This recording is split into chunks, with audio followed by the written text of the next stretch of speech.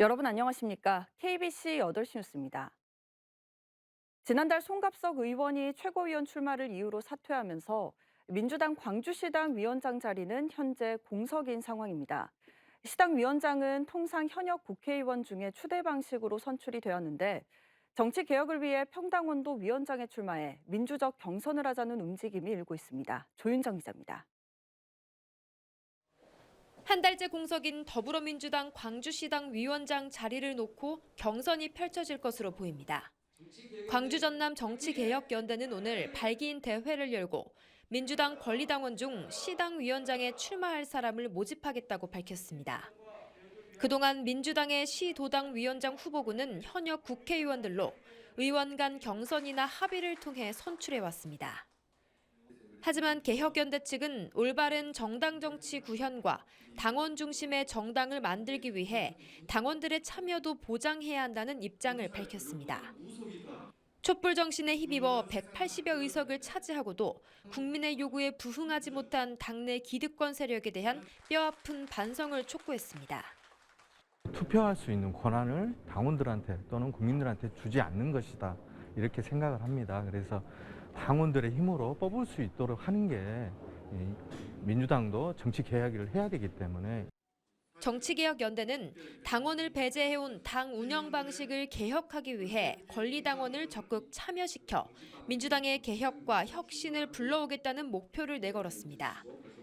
또 개혁적인 정치 신인을 당원들의 손으로 직접 키워내고 지역의 정치, 경제, 문화 발전의 정책을 발굴하는 활동도 전개하기로 했습니다. 현재까지 출마 의사를 밝힌 당원은 2명으로 실제 출마로 이어져 현역 의원과 당원 간 경선이 성사될지 관심이 쏠리고 있습니다. 민주당 광주시당은 오는 8일과 9일 후보 등록을 공고하고 11일 후보자 접수에 나설 계획입니다. KBC 조윤정입니다. 광주광역시가 추진하고 있는 국가지원형 복합 쇼핑몰을 두고 논란이 끊이질 않고 있습니다. 광주시는 대통령 공약이기 때문에 복합 쇼핑몰 건립이 민간 사업이긴 해도 수천억 원의 나랏돈을 요구할 수 있다는 입장이지만 정부 여당도 여론도 시선이 곱지만은 않습니다. 정희진 기자입니다.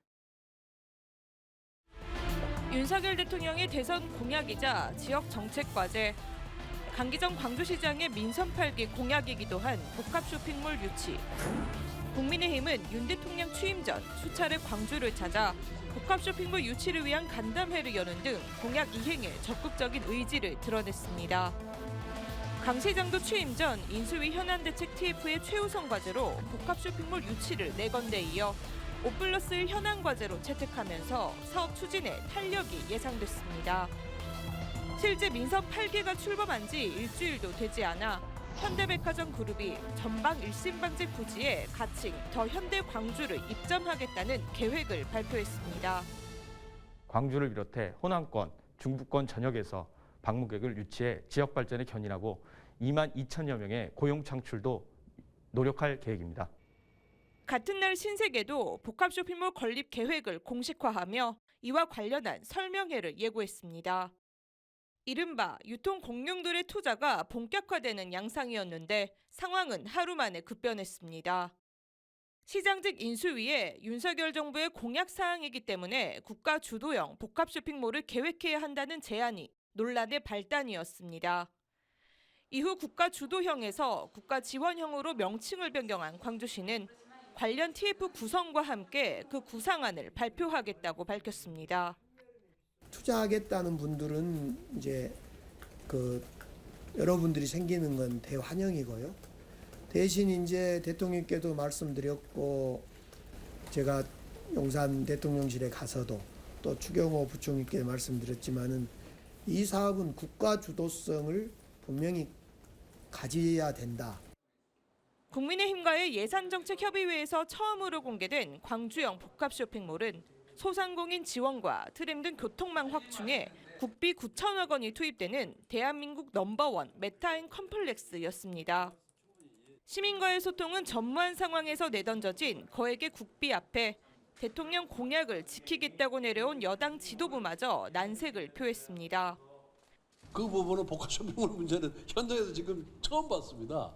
처음 봤는데 규모도 굉장히 크고 그리고 쇼핑몰을 국가 지원으로 이렇게 만들어서 이것이 과연 다른 지역과 형평성에 맞는 것인지. 참여자치 21 등 시민단체를 비롯해 복합 쇼핑몰 유치 활동을 벌여왔던 광주 시민회의마저도 비현실적이라며 쓴소리를 냈습니다. 강 시장의 복합 쇼핑몰 건설안이 시민 편익과 공익성, 사회적 상생 방안을 충분히 다루고 있는 것인지, 내용은 없고 선언만 있는, 예산만 따오면 장땡이라는 식의 전형적인 전시 행정은 아닌지 돌아봐야 한다는 지적이었습니다. 어떤 지렛대 담아서 예산이라는 것을 당장에 우리 예산 확보할 수도 없습니다. 근데 이런 걸 통해서 이제 계속 접근해 가는 거죠. 출발은 이렇게 출발해가지고 점점 그림을 구체화시켜서 가는 과정이거든요. 결국 지난달 안으로 사업 제안서 제출을 예고했던 전방 일심방지 개발 사업자는 현대 측의 계획 변경에 따라 제출 기한을 미뤘고 신세계는 설명의 일정을 돌연 취소했습니다. 지난 2015년 한 차례 무산됐던 복합 쇼핑몰 유치 논의가 7년 만에 어렵게 시작됐지만 시민들의 바람과는 달리 섣부른 행정 속에 또다시 과제로 남게 되는 건 아닌지 우려의 목소리가 커지고 있습니다. KBC 정의진입니다. 광주 전남의 코로나19 신규 확진자 수가 6천 명대를 기록하는 등 확산세가 계속되고 있습니다. 시도 방역당국은 어제 하루 광주에서 2,845명, 전남에서 2,591명이 코로나19에 감염돼 6,436명의 신규 확진자가 나왔다고 밝혔습니다.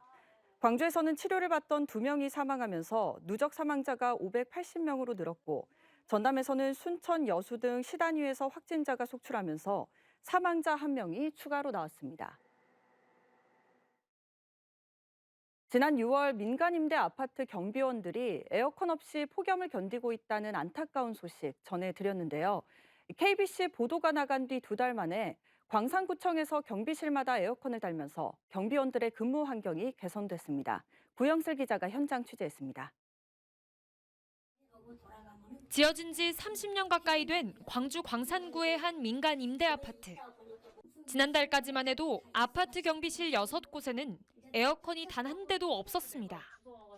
건설사도 구청도 책임을 서로 떠넘기며 경비원들은 여름이면 비좁은 경비실 안에서 에어컨 없이 폭염을 견뎌야 했습니다.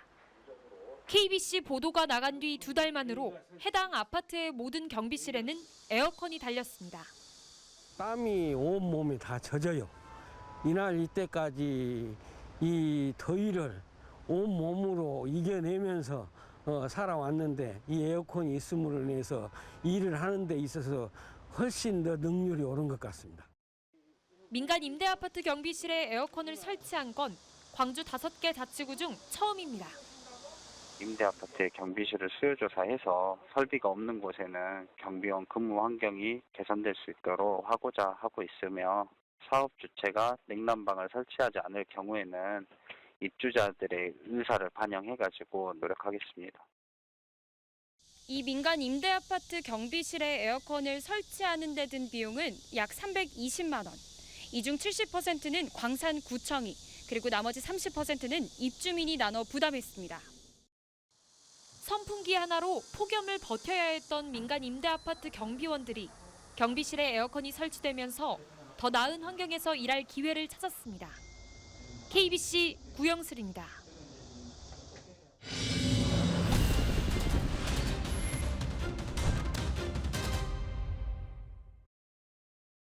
장성의 한 주택에서 불이 나 집주인으로 추정되는 남성 1명이 숨졌습니다. 오늘 오전 11시 15분쯤 장성군 삼계면의 한 주택에서 화재가 발생해 주택 한 채가 모두 타고 집주인으로 추정되는 60대 남성 A씨가 숨진 채 발견됐습니다. 경찰과 소방당국은 현재 정확한 화재 원인과 A씨의 사망 경위를 조사하고 있습니다. 오늘 광주 전남의 전 지역에 폭염경보가 발효되는 등 무더운 날씨가 이어졌습니다. 일요일인 내일은 대체로 구름 많은 가운데 오후 한때 소나기가 내리겠습니다. 예상 강수량은 5에서 40mm로 일부 지역의 경우 시간당 30mm의 강한 소나기가 내리는 곳이 있는 만큼 각종 안전사고에 주의가 필요합니다. 내일 아침 최저기온은 25에서 27도 분포를 보이겠고 낮 최고기온은 31도에서 34도 분포로 오늘과 비슷하겠습니다. 전남 도내에서 생산되는 계란이 모두 안전한 것으로 나타났습니다. 전남도 동물위생시험소가 계란 안전성 확보를 위해 도내 산란계 농장 110곳을 대상으로 살충제 등 계란 안전성 검사를 집중 실시한 결과 모두 적합으로 판정됐습니다. 이번 검사는 닭 진드기가 많아지는 하절기에 살충제 등 약품 오남용으로 인한 부적합 계란의 유통을 사전에 차단하기 위해 실시됐습니다. 전라남도는 이번 집중검사에서 제외된 계란 미생산 농가와 시중 유통 계란에 대해서도 10월 중 검사를 추진해 안전한 계란이 유통되도록 지속해서 관리할 계획입니다. 무안군이 학생들의 대중교통 이용 활성화를 위해 오는 11일부터 100원 버스를 시행합니다. 대상은 지역의 초중고등학생과 만 18세 이하 청소년으로 좌석 버스를 제외한 농어촌 버스와 공공형 버스가 운행하는 모든 구간입니다. 무안군은 100원 버스 시행을 위해 무안교통과 업무 협약을 체결하고 요금 인하에 따른 손실분을 지원하기로 했습니다. 완도군이 해양치유가 실제로 치료 효과를 거두는지 검증하는 프로그램을 운영합니다. 이번 프로그램은 오는 9일부터 닷새 동안 만성 근골격계 통증이 있는 성인을 우선적으로 참가자를 선정해 다양한 재활치료가 이루어질 예정입니다. 완도군은 사업 검증을 통해 앞으로 해양치료 프로그램을 보완하거나 개발하는 목적으로 활용할 계획입니다.